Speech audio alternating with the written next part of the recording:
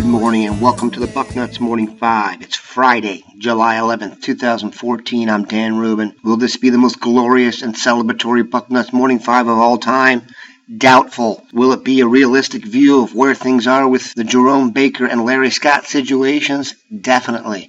We'll also take a quick look at LaQuinton Ross. We provide an open letter to LaQuinton on how he can improve his chances on making the Lakers and more here on the Bucknuts Morning 5. Earlier this week in the boarding house, we had an item about Jerome Baker telling us that the interest from Florida was legit, or his interest in Florida was legit, that there was a chance the depth chart might be playing a role in this. The source also said the same thing, ironically, about James Daniels, the center out of Warren Harding. He expects him to go to Iowa and the depth chart to be an issue. I'll be honest, I did not think it was going to happen. I thought Baker would eventually pick the Buckeyes after following his recruiting for as long as we have, seeing that his dad was a huge Buckeye fan, that Baker himself grew up a Buckeye fan. I really thought that it would be all talk and chatter, and to sit down and to commit to somewhere else would be something that would not happen. As it turns out, our expectation now for today is obviously that Baker will choose Florida. At his press conference at 10 a.m. at Benedictine High School, we are still sending Bill Kurelic for coverage. Obviously, this isn't working out in the Buckeyes' favor, and the question is the impact. Do they lose another player who's highly rated from Ohio? That's for sure. But I do think the depth chart did play a huge role in this. We're also hearing from the Florida side that he has a great relationship with the Florida staff. Does that mean the Buckeye staff didn't put in enough work? I doubt that. I think Baker just looked around and saw the scene was better for him at Florida. Is it a loss? Definitely. Are they fortunate that over the last 2 years they've signed a cadre of impressive linebackers and seem to have replenished the position? Definitely. But if those things don't work out and Baker stars at Florida, we are again looking at the Ohio linebackers starring in the SEC, which is never something you want to see. For those who haven't heard yet, Larry Scott, the uber-talented class of 2015 running back from Hubbard, Ohio, verbally committed to Michigan State last night, ending what's been a tumultuous recruitment. I want to be totally upfront here in saying that Scott is the best back I have seen on tape from Ohio since I've been doing this here 5 or 6 years with the Bucknuts group. So it's very disappointing that he's going to be running the ball for Michigan State. It's also very disappointing because when I first heard about Larry Scott, the best cliche I've ever heard was used to describe him. I'm still not totally sure what it means, and I'm not going to get to use it much more, so I'll say it again.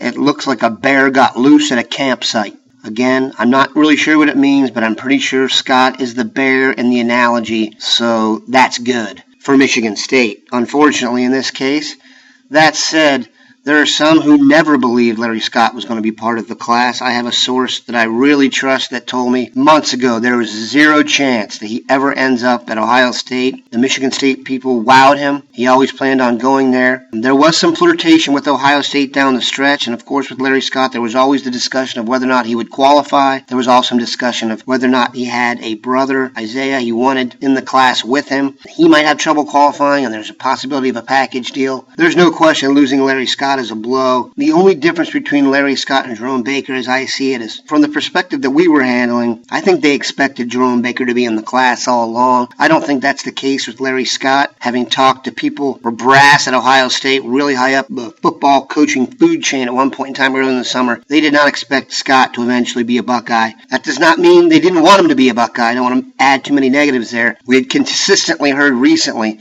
that they would make room for Scott if he committed. Unfortunately, he'll be toting the rock for Sparty. Now it's a matter of time to just wait and see if Scott can get himself eligible, as that was a huge question throughout his recruitment. Okay, quick advice for LaQuinton Ross as he heads out to play for the Los Angeles Lakers Summer League in Las Vegas starting this weekend. Stand in the corner and make threes. I had the good fortune of being able to practice down the stretch and saw LaQuinton make 30 straight threes from the top of the key.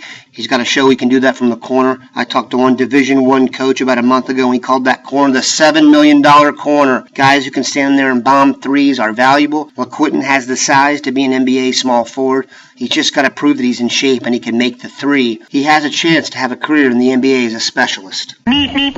As we bid farewell, we'd like to offer up congratulations to Justin Hilliard, who made the all-tournament team out at the opening. Congrats, Justin. I also like to say farewell for a bit. I've had the mic here for the last 2 weeks. Dave Biddle will be back as I take a bit of a break. Hope the show has been a good way to start your day. I realize the subject matter today isn't as positive as usual. That's okay. I think we all trust in Herb enough to know that things will get back on track rather quickly. And we even have one source claims the Jerome Baker situation won't be over until National Signing Day. Have a great one, Bucknutters.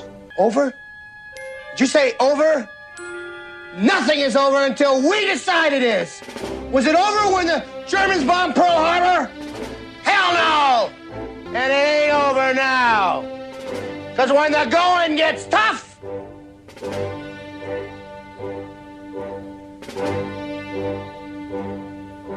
the toughs get going. Who's with me? Let's go! Come on! Hey!